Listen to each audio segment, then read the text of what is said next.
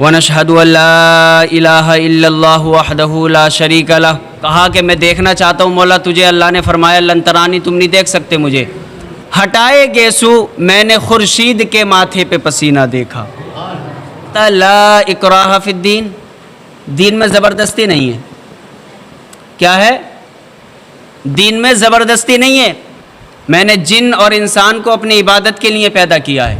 اللہ فرما رہا ہے وَإِذْ قَالَ رَبُّكَ لِلْمَلَائِكَةِ إِنِّي جَاعِلٌ فِي الْأَرْضِ خَلِيفَةً قَالُوا أَتَجْعَلُ فِيهَا مَن يُفْسِدُ فِيهَا وَيَسْفِكُ الدِّمَاءَ وَنَحْنُ نُسَبِّحُ بِحَمْدِكَ وَنُقَدِّسُ لَكَ قَالَ إِنِّي أَعْلَمُ مَا لَا تَعْلَمُونَ. فرشتوں نے پتہ کیا کہا کہ مولا تو خلیفہ بنا کے کیا کرے گا؟ تجھے کیا ضرورت ہے خلیفہ بنانے کی؟ اور رہی تیری عبادت کی بات، تو عبادت تو ہم کر رہے ہیں تیری. تو انسانوں کو پیدا کرے گا، اپنا خلیفہ بنائے گا، وہ دنیا میں جائیں گے، لڑائی جھگڑے کریں گے، فساد کریں گے، دنگے کریں گے. تو دنیا کیوں پیدا کرنا چاہتا ہے؟ اپنا خلیفہ کیوں بنانا چاہتا ہے؟ تو اللہ نے فرمایا اے میرے فرشتوں قال انی اعلم ما لا تعلمون، جو میں جانتا ہوں وہ تم نہیں جانتے. کیا کہا اللہ نے؟ جو میں جانتا ہوں وہ تم نہیں جانتے. فرماتا ہے کہ تم تو کہہ رہے تھے کہ یہ جو ہے انسان لڑائی جھگڑے کریں گے، زمین پہ جائیں گے. تم نے کہا تھا یہ تو دیکھو قرآن پڑھ رہے ہیں، نمازیں پڑھ رہے ہیں، روزے رکھ رہے ہیں، اچھے کام کر رہے ہیں، کہ انہوں نے گندم کو کھایا اور اللہ نے انہیں زمین پر بھیجا. اگر آدم علیہ السلام زمین پہ نہ آتے تو نہ عیسیٰ علیہ السلام پیدا ہوتے، نہ موسیٰ علیہ السلام اس دنیا میں آتے، نہ ابراہیم علیہ السلام اس دنیا میں آتے، نہ میکائیل علیہ السلام اس دنیا میں آتے، نہ داؤد علیہ السلام اس دنیا میں آتے. اور جو جنہیں اللہ کے ولی کہتے ہیں نہ غوث اعظم ہوتے، نہ غریب نواز ہوتے، نہ ابو علی شاہ قلندر ہوتے، نہ حاجی علی بابا ہوتے. کیونکہ اگر آدم نے گیہوں کو کھایا نہ ہوتا تو مصطفیٰ جان رحمت کو ہم نے پایا نہ ہوتا. کھڑے ہو گئے محمود و ایاز، نہ کوئی بندہ رہا نہ کوئی بندہ نواز.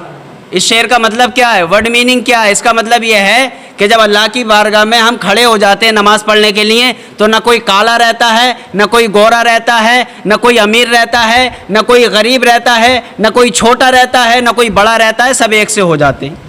اور صاحب بندہ و محتاج و غنی ایک ہوئے، یا رب تیری سرکار میں پہنچے تو سبھی ایک ہوئے.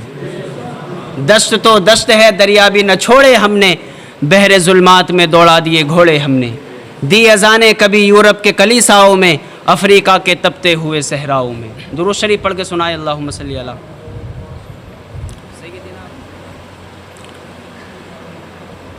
بچوں کو پیچھے کر دو، یہ بچوں کو پیچھے کرو، آپ آگے آ جاؤ سب لوگ. السلام علیکم ورحمۃ اللہ وبرکاتہ.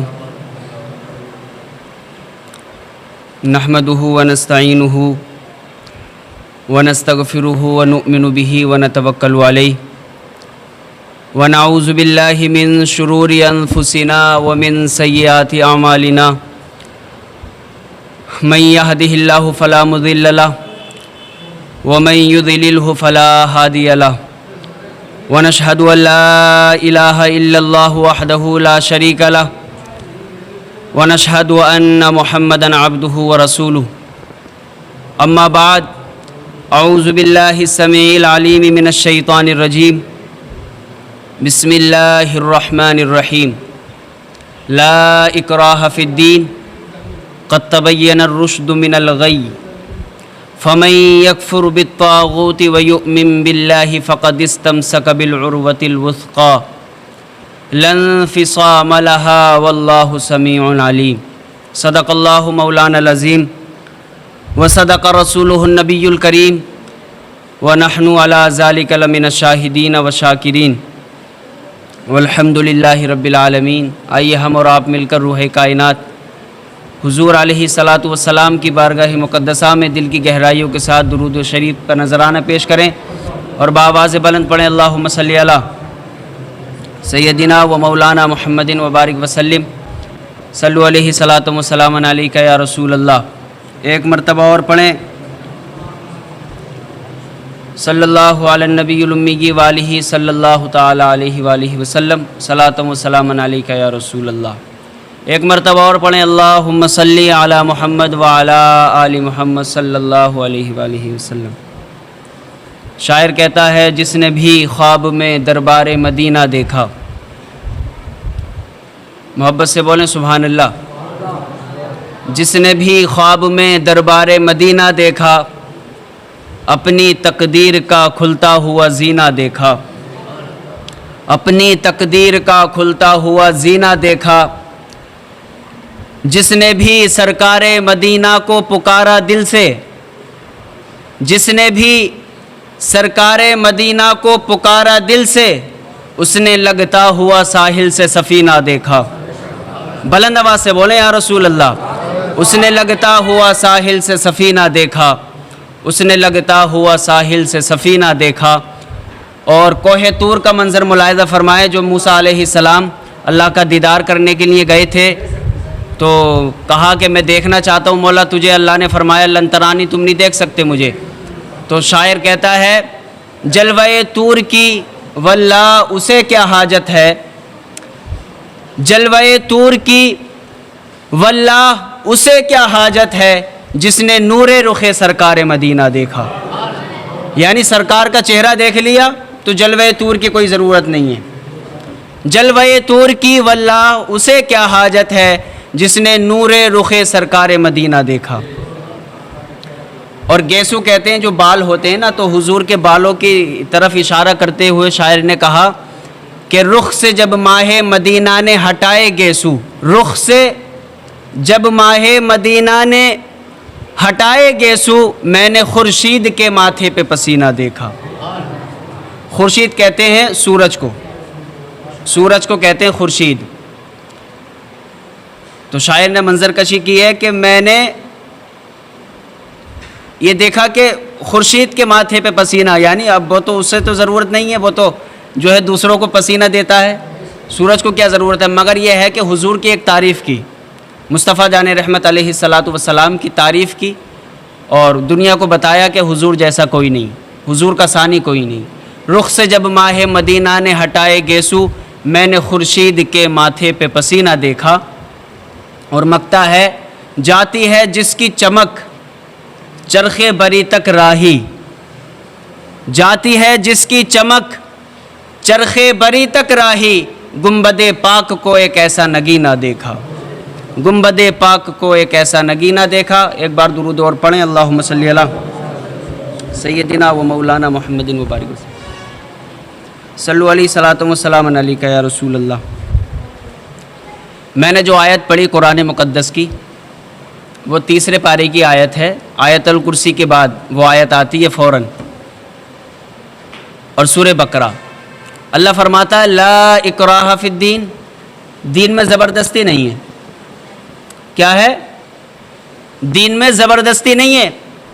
پھر سورہ آل عمران میں فرمایا ان الدین عند اللہ الاسلام، اللہ کے نزدیک، میں پورے موڈ میں پڑھ رہا ہوں اس ٹائم، سمجھ رہے ہیں، مجھے کوئی جو ہے ڈسٹرب کرنے کی ضرورت نہ کریں، اور جو ہے آپ بالکل تیار ہو جائیں، تیاری کے ساتھ سنیں، 5-10 منٹ جو بھی سننا ہے، پھر انشاءاللہ نماز ادا کریں گے۔ محبت سے بولیں سبحان اللہ، ایک مرتبہ اور بولیں یا رسول اللہ۔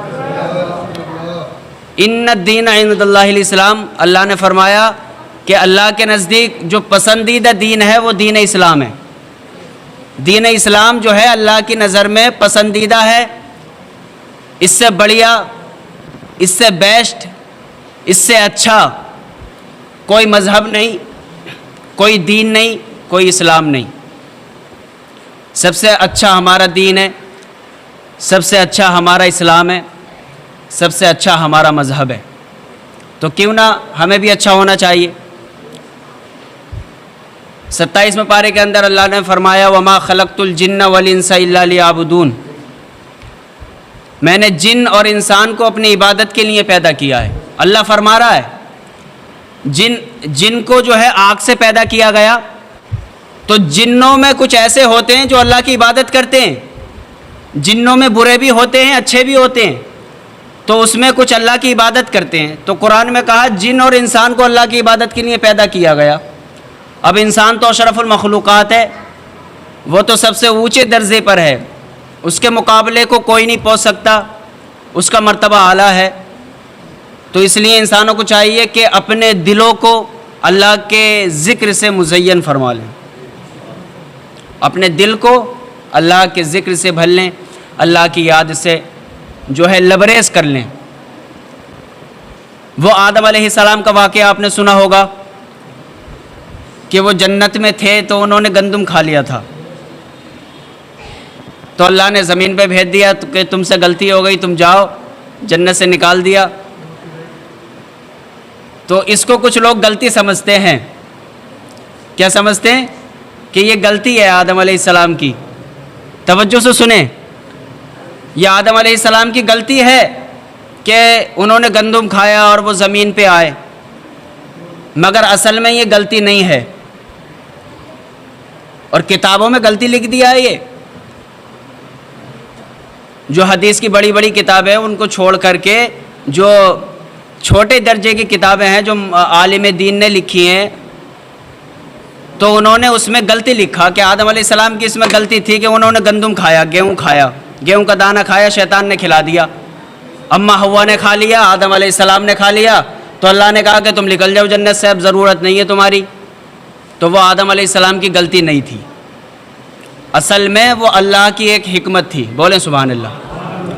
اللہ کا ایک راز تھا، کیونکہ اللہ کو تو دنیا بنانا تھا، اللہ کو تو دنیا پیدا کرنی تھی نا۔ سورہ بقرہ پہلا پارہ پڑھیں آپ، اللہ نے فرمایا وَإِذْ قَالَ رَبُّكَ لِلْمَلَائِكَةِ إِنِّي جَاعِلٌ فِي الْأَرْضِ خَلِيفَةً قَالُوا أَتَجْعَلُ فِيهَا مَن يُفْسِدُ فِيهَا وَيَسْفِكُ الدِّمَاءَ وَنَحْنُ نُسَبِّحُ بِحَمْدِكَ وَنُقَدِّسُ لَكَ قَالَ إِنِّي أَعْلَمُ مَا لَا تَعْلَمُونَ۔ اللہ نے اپنے فرشتوں سے فرمایا کہ اے میرے فرشتوں، میں اپنا ایک خلیفہ بنانا چاہتا ہوں، میں اپنا ایک خلیفہ بنانا چاہتا ہوں۔ اللہ نے فرشتوں سے کہا کہ اے میرے فرشتوں، میں اپنا ایک خلیفہ بنانا چاہتا ہوں۔ تو فرشتوں نے پتا کیا کہا کہ مولا تو خلیفہ بنا کے کیا کرے گا؟ تجھے کیا ضرورت ہے خلیفہ بنانے کی؟ اور رہی تیری عبادت کی بات، تو عبادت تو ہم کر رہے ہیں تیری۔ تو انسانوں کو پیدا کرے گا، اپنا خلیفہ بنائے گا، وہ دنیا میں جائیں گے، لڑائی جھگڑے کریں گے، فساد کریں گے، دنگے کریں گے، تو دنیا کیوں پیدا کرنا چاہتا ہے؟ اپنا خلیفہ کیوں بنانا چاہتا ہے؟ تو اللہ نے فرمایا اے میرے فرشتوں، قال انی اعلم ما لا تعلمون، جو میں جانتا ہوں وہ تم نہیں جانتے۔ کیا کہا اللہ نے؟ جو میں جانتا ہوں وہ تم نہیں جانتے۔ بھائی اللہ کے راز کو کوئی جان سکتا ہے؟ پہلا پارہ پڑھیں آپ اٹھا کر کے، اس کا ترجمہ یہی تو ہے، قال انی اعلم ما لا تعلمون۔ اللہ نے فرشتوں سے کہا جو میں جانتا ہوں وہ تم نہیں جانتے۔ تو اللہ نے اپنا خلیفہ آدم کو بنایا، اماں حوا کو، آدم علیہ السلام کو جنت میں رکھا۔ پوائنٹ کی بات پہ آتے ہیں، تو جو گندم کھایا تھا اس کو کہتے ہیں کہ غلطی ہے آدم کی۔ وہ آدم کی غلطی نہیں تھی، اللہ کا ایک راز تھا، اللہ کی ایک حکمت تھی۔ توجہ سے سنیں، اللہ کی ایک حکمت تھی، اگر آدم علیہ السلام گندم نہ کھاتے تو زمین پہ نہ آتے، اور جب زمین پہ نہ آتے تو کوئی نبی نہ آتا، کوئی ولی نہ آتا، یہاں تک کہ ہم بھی نہ آتے، تو دنیا بستی نہیں، تو دنیا بنتی نہیں۔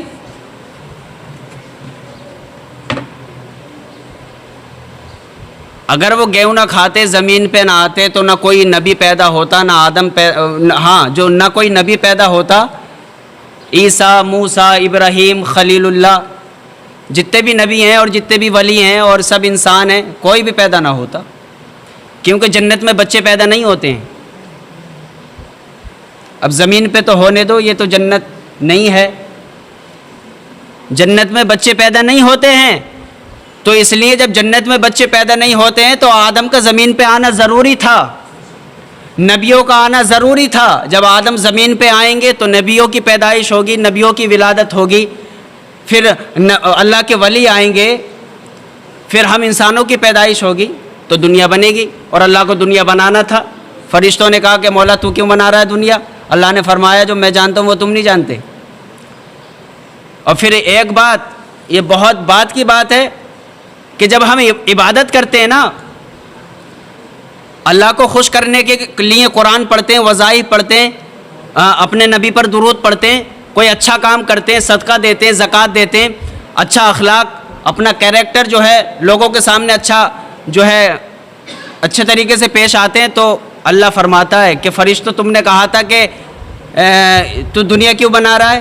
یہ لوگ جو ہیں فساد کریں گے, لڑائی جھگڑے کریں گے, دیکھو یہ تو عبادت کر رہے ہیں, یہ تو قرآن پڑھ رہے ہیں. اللہ اپنے فرشتوں سے کہتا ہے یہ تو نمازیں پڑھ رہے ہیں, تم تو کہہ رہے ہیں یہ لڑائی جھگڑے کریں گے. شب برات میں اکثر ہوتا ہے نہیں, شب قدر میں ہوتا ہے نہیں, عبادت کرتے ہیں, قرآن پڑھتے ہیں. رمضان میں کتنی عبادت کرتے ہیں ہم. تو اللہ فرماتا ہے کہ تم تو کہہ رہے تھے کہ یہ جو ہے انسان لڑائی جھگڑے کریں گے, زمین پہ جائیں گے. تم نے کہا تھا یہ تو دیکھو قرآن پڑھ رہے ہیں, نمازیں پڑھ رہے ہیں, روزے رکھ رہے ہیں, اچھے کام کر رہے ہیں. تو اللہ نے آدم علیہ السلام کے ذہن پر پاکیزہ غفلت کا پردہ ڈالا تھا. پاکیزہ سمجھتے ہیں نا, یعنی کوئی مسٹیک نہیں تھی, کوئی بھول نہیں تھی. اللہ نے پاکیزہ غفلت کا پردہ آدم علیہ السلام کے دل و دماغ پر ڈالا تاکہ شیطان ایک ذریعہ بنے اور آدم علیہ السلام وہ گیہوں کا دانہ کھا لیں. اماں ہوا نے کھایا, آدم علیہ السلام نے کھا لیا. کیونکہ اگر وہ گیہوں نہ کھاتے تو نکلنے کا کوئی چانس ہی نہیں تھا, کوئی مطلب نہیں بننا تھا نکلنے کا, کوئی ریزن نہیں تھا, کوئی سبب نہیں تھا. ایک ذریعہ بنایا کہ تم گیہوں کھاؤ اور میں تمہیں زمین پہ بھیجوں اسی بہانے.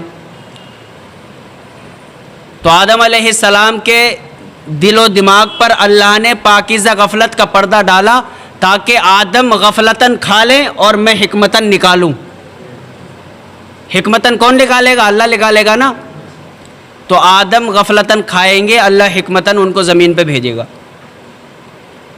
تو آدم علیہ السلام نے وہ گندم کھایا. اللہ نے کہا کہ تم سے منع کیا تھا یہاں مت جانا اور اس کو مت کھانا. اب ظاہر میں تو غلطی ہے, مگر اللہ کے راز کو کون سمجھ سکتا؟ اللہ کی باتوں کو کوئی جان سکتا ہے؟ جب حروف مقطعات کا ترجمہ ہم نہیں جانتے, ہمیں پتہ ہی نہیں ہے کیا ہے الف لام میم کا مطلب, تو اللہ کے رازوں کو کون جان سکتا ہے؟ تو اللہ نے آدم علیہ السلام سے کہا کہ بھائی تم نے منع کرا تھا کہ گندم نہیں کھانا اور اس کے پاس نہیں جانا, تم نے پھر بھی کھا لیا. تو اللہ نے زمین پہ بھیج دیا ان کو. اس لیے آدم کا گیہوں کو کھانا غلطی نہیں تھا. اگر آدم زمین پہ نہ آتے, بلکہ یہ آدم کی ایک ادا تھی کہ انہوں نے گندم کو کھایا اور اللہ نے انہیں زمین پر بھیجا.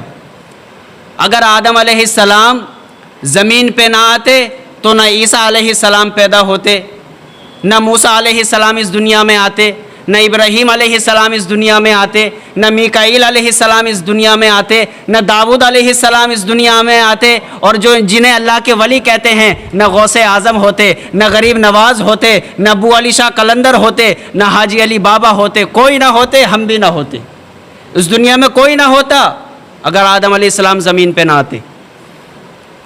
تو آدم کا گیہوں کو کھانا یہ آدم کی ایک ادا تھی, کیونکہ اگر آدم نے گیہوں کو کھایا نہ ہوتا تو مصطفیٰ جان رحمت کو ہم نے پایا نہ ہوتا. جب آدم علیہ السلام نے گندم کھایا جبھی تو ہم نے مصطفیٰ کو پایا ہے. آخری امت ہے نا, اس سے پہلے کتنے نبی گزرے؟ 2 لاکھ کم و بیش گنتی کرتے ہیں ہم. آخری امت ہے یہ, ہمارے نبی آخری ہیں. اس سے پہلے کتنے نبی آئے؟ تو اللہ نے عبادت کے لیے پیدا کیا. اب یہ بات سمجھ میں آ گئی کہ آدم علیہ السلام کا وہ گندم کو کھانا غلطی نہیں تھا, بلکہ اللہ کی ایک حکمت تھی. اسی لیے مصطفیٰ جان رحمت ہمیں ملے, ہمارے نبی جن کے ہم امت میں ہیں, موسیٰ علیہ السلام ملے, اللہ کے ولی ملے. تو اللہ نے اپنی عبادت کے لیے پیدا کیا ہے. اور جب ہم نماز پڑھتے ہیں, نماز افضل العبادت ہے, دین کا ستون ہے, دل کو سکون ملتا ہے, ایمان مکمل ہوتا ہے. جب ہم نماز پڑھتے ہیں تو اللہ کی بارگاہ میں ایک سے ہو جاتے ہیں. ایک بادشاہ محمود غزنوی, اس کا ایک غلام تھا ایاز, اور وہ ایک شعر بھی ہے کہ ایک ہی صف میں کھڑے ہو گئے محمود و ایاز, نہ کوئی بندہ رہا نہ کوئی بندہ نواز. اس شعر کا مطلب کیا ہے؟ ورڈ میننگ کیا ہے؟ اس کا مطلب یہ ہے کہ جب اللہ کی بارگاہ میں ہم کھڑے ہو جاتے ہیں نماز پڑھنے کے لیے تو نہ کوئی کالا رہتا ہے, نہ کوئی گورا رہتا ہے, نہ کوئی امیر رہتا ہے, نہ کوئی غریب رہتا ہے, نہ کوئی چھوٹا رہتا ہے, نہ کوئی بڑا رہتا ہے. سب ایک سے ہو جاتے ہیں, سب یکساں ہو جاتے ہیں. تو بادشاہ بھی ایک سا ہو گیا, غلام بھی ایک سا ہو گیا. ایاز جو ہے غلام ہے، محمود غزنوی بادشاہ ہے، جب وہ نماز پڑھنے کے لیے کھڑے ہوتے ہیں تو ایک سے ہو جاتے ہیں۔ شاعر نے کہا ایک ہی صف میں کھڑے ہو گئے محمود و ایاز، نہ کوئی بندہ رہا نہ کوئی بندہ نواز۔ اور صاحب بندہ و محتاج و غنی ایک ہوئے، یا رب تیری سرکار میں پہنچے تو سبھی ایک ہوئے۔ دشت تو دشت ہے دریا بھی نہ چھوڑے ہم نے، بحر ظلمات میں دوڑا دیے گھوڑے ہم نے۔ دی اذانیں کبھی یورپ کے کلیساؤں میں، افریقہ کے تپتے ہوئے صحراؤں میں۔ درود شریف پڑھ کے سنائے اللہم صلی اللہ کریں۔ وآخر دعوانا ان الحمدللہ رب العالمین۔